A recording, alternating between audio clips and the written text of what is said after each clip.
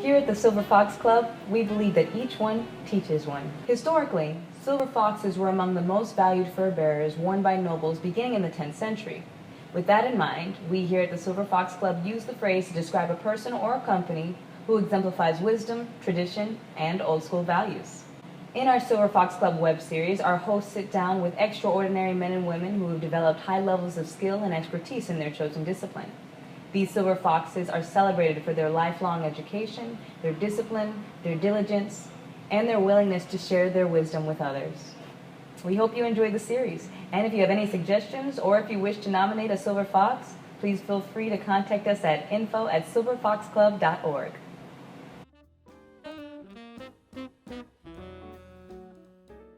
Hello and welcome to the Silver Fox Club. I'll be your host today. I am Corey Kahaney, and our mission is to provide intergenerational mentoring between other silver foxes and people starting out in the business. Our motto is each one teach one, and I have the incredible privilege of speaking with a very foxy silver fox, comedian Dick Lord. Hello, Dick. Thank you so much for joining us. It's a pleasure to be with you, to be here, and I would like to tell you this. Go ahead. Because we never really had a conversation. That's right. You once saved my life on stage, and I will tell you how. Okay. Years ago, do you remember an agent named King Broder? Of course. King Broder, when calls you for a job, always says the same thing. Dick, I need a favor. Right. It's always a favor. Okay, the favor was to go somewhere on Long Island. I believe it was a synagogue. I'm not sure, I don't remember. Okay. And there were many comedians. There were probably 3 or 4 really new guys before you. Yeah. And you were King Broder does not believe in putting 2 strong comics on a show. He'd rather put 5 risky comics and 1 good comic. Yes.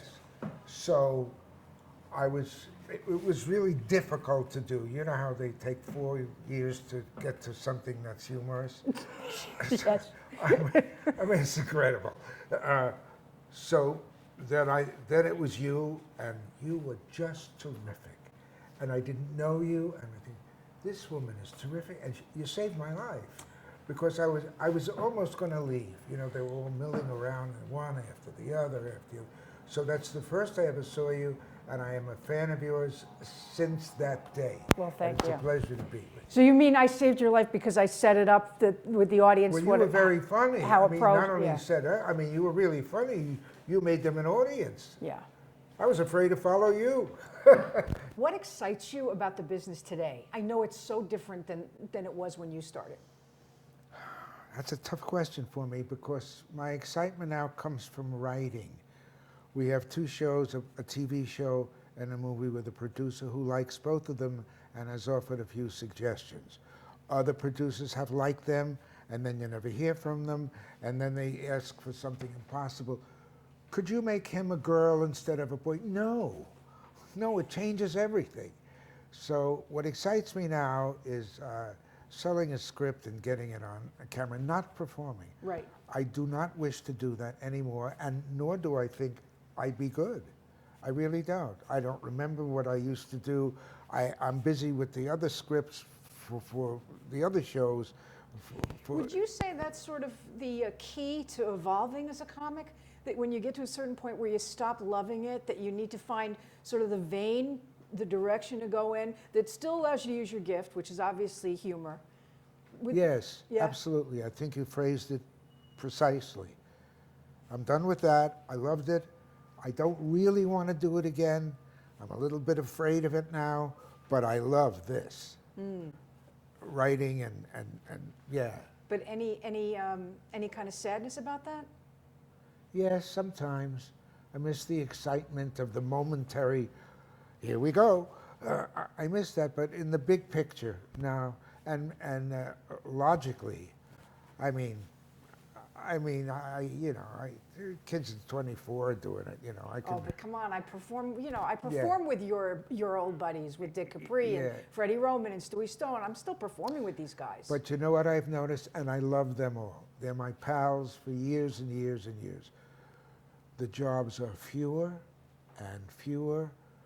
And the money goes down. And the money goes down, and every one of them said to me, oh, I finally worked. I left out the whole thing about shoes. I left it out. I said, well, you know, if you work once every 6 weeks, you're not. Right. It's like a guy who sits on the bench and they get up, hit a home run. He's been sitting there for 19 games. So it's too stressful.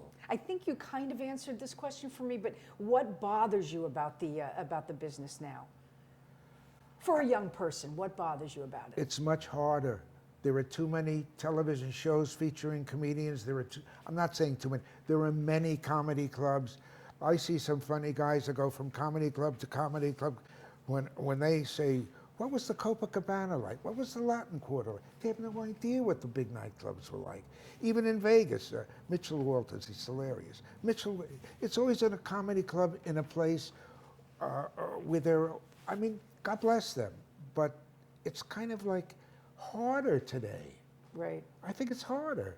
Too many comedians. It's harder, but like you said, it's no longer the Shonda. Right. It's no longer you can be proud of yourself. You can be proud of yourself. Yeah. I know this is sort of a tough question, but if you were starting now, Yes. what would you do first? I would start to write what I think is funny.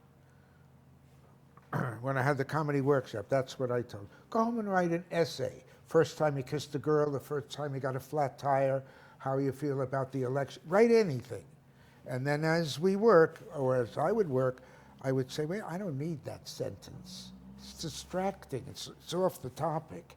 That's what I would do. I would start to write and go to comedy clubs and try. It's so terrifying the first time for people. It's just, people just fall apart.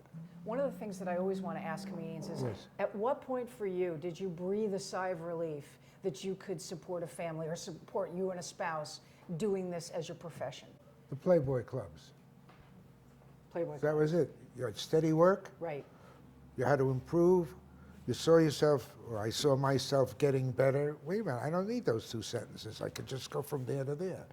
And dealing with all kinds of audiences. Early shows, mostly guys.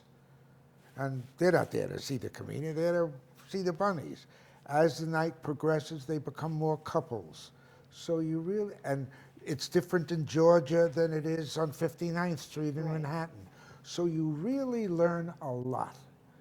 It was a wonderful learning experience, And steady. absolutely. And steady. And steady. Steady. Paycheck every week. One of the things that you mentioned is that comedians now can sort of create their own product, if you will, Yes. because of the internet.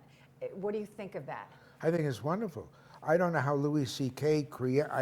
I think that helped him a great deal. Yeah, I think it's more of an opportunity, also more people. So I don't know. Right. And then the component that you also need to put in, which is the social media or self-promotion. Yes. I mean, I'm sure in your day, you remember when guys left the cards, the postcards, sign up for my mailing list. Oh, sure. Yeah. They don't have to do that anymore. Oh, my God. Guys just wrote me, I remember for the Latin Quarter, I can stencil your name on the sidewalk, but you have to give me $50 a week. I said, what do you want people to walk up? What? Yeah.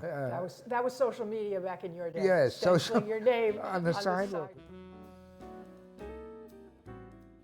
We hope you've enjoyed this episode of the Silver Fox Club and maybe you learned something. Remember, here at the Silver Fox Club, we say each one teach one and stay foxy.